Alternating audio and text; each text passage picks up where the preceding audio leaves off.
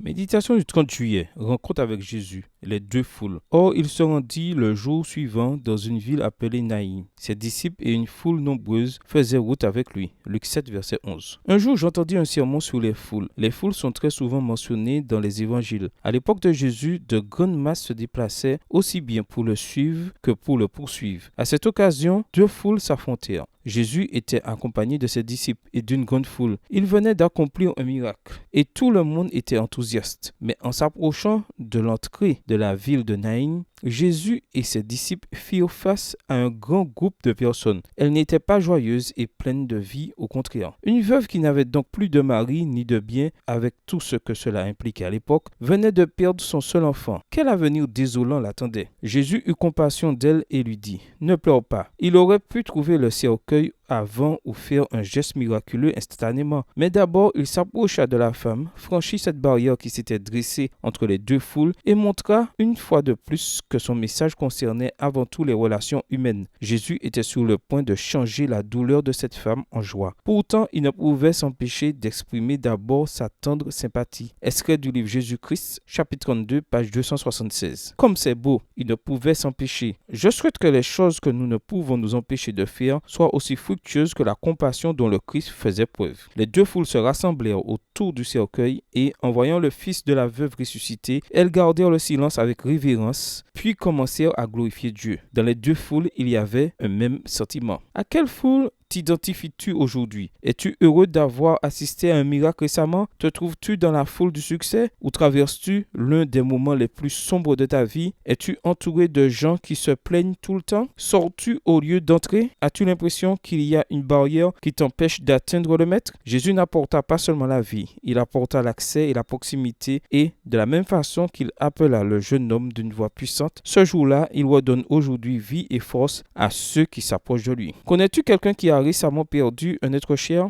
Avec affection et empathie, cherche des moyens de lui rappeler que Jésus est la vie, qu'il s'approche de nous et qu'il peut transmettre ce qui vient de lui pour le bien de chacun, parce qu'il ne peut pas s'en empêcher. Bonne journée à toi et que le Seigneur te bénisse.